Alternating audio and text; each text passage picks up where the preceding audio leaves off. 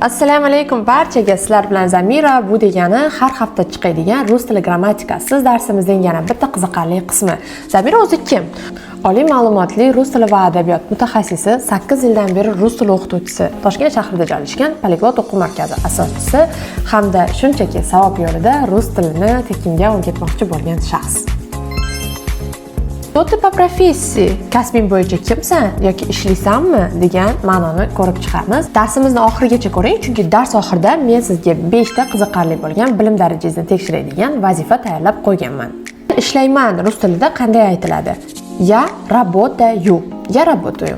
Sen ishlaysan, ты работаешь. U ishlaydi. Он работает. U qiz bola ishlaydi. Она работает. U средний rodda ishlaydi. Оно работает. Biz ishlaymiz. Мы работаем. Siz ishlaysiz. Вы работаете. Ular ishlashadi. Они работают. Agar siz ishlamasangiz, o'qisangiz, siz я учусь deysiz. Men o'qiyman. Ты учишься. Sen o'qiysan. Он учится. U o'qiydi. Она учится. Qiz bola o'qiydi. Оно учится.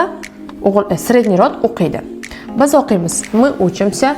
Siz o'qiysiz yo sizlar o'qiysizlar. Вы учитесь. Ular o'qishadi, они учатся. Sizga darsimiz foydali bo'layotgan bo'lsa, like va podpiskangizni unutib qo'ymang, chunki like va podpiskada men darslar odamlarga foydaliroq bo'layotganini sezib turaman. Keling endi kasblarni rus tiliga o'girishni boshlaymiz. Учительница, o'qituvchi.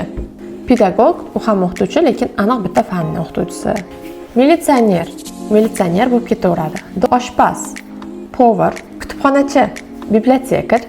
Va eng muhim bo'lgan kasb uy bekasi, dama xozayka. Siz rus tilini yanada tezroq o'rganmoqchi bo'lsangiz, bizning shapkamizda Telegram sulkamiz bor. Telegramdan o'tib, bemalol offline va online kurslarimizga yozilib, administrator bilan darajangizni bilib olishingiz mumkin. O'tgan zamonda men ishlaganman yoki men ishlamaganman deyish qanday bo'ladi? Birinchisi rod bilan almashtiramiz. Rod va birlik ko'plik. Agarda men o'g'il bola bo'lsam, agarda sen o'g'il bola bo'lsang, agarda u o'g'il bola bo'lsa, работал deydi yoki не работал deydi. Я работал, ты работал, он работал. Agarda женский rodda bo'lsa, agarda men женский rodda bo'lsam, agarda sen женский rodda bo'lsang, agarda u женский rodda bo'lsa, работала bo'ladi. Я работала, ты работала, она работала bo'ladi. Agarda biz ko'plikda bo'lsak, agarda siz ko'plikda bo'lsangiz, agarda ular ko'plikda bo'lishsa, мы работали, вы работали, они работали yoki не работали, вы не работали, они не работали bo'ladi. O'tgan zamonda o'qiganman yoki o'qimaganman deyish qanday bo'ladi? Yana xuddi shunday, женский, мужской va ko'plik formasi.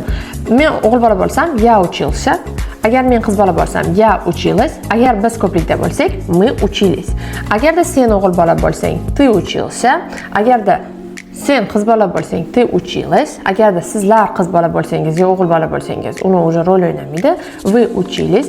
Agarda u o'g'il bola мужской rodda bo'lsa, он учился. Agarda u qiz bola bo'lsa, она училась. Agarda ular ko'plikda bo'lsa, они учились bo'lib ketadi. Sizga bizning darslarimizda grammatika qanday tuyulayotgan bo'lsa, siz playlistning ikkinchisiga o'tib, rus tili grammatika bilan darsimizni ko'rib chiqishingiz kerak. Rus tili grammatika bilan har hafta dushanba kuni profilimizda paydo bo'ladi. Kelasi zamonda ishlayman yoki o'qiyman deyish qanday bo'ladi? Я буду работать. Men ishlayman. Ты будешь работать. Sen ishlaysan. Он будет работать. U o'g'il bola ishlaydi. Она будет работать. Она u qiz bola ishlaydi. Оно будет работать. U средний род ishlaydi. Работать. Biz ishlaymiz. Вы будете работать. Siz ishlaysiz. Они будут работать. Ular ishlashadi.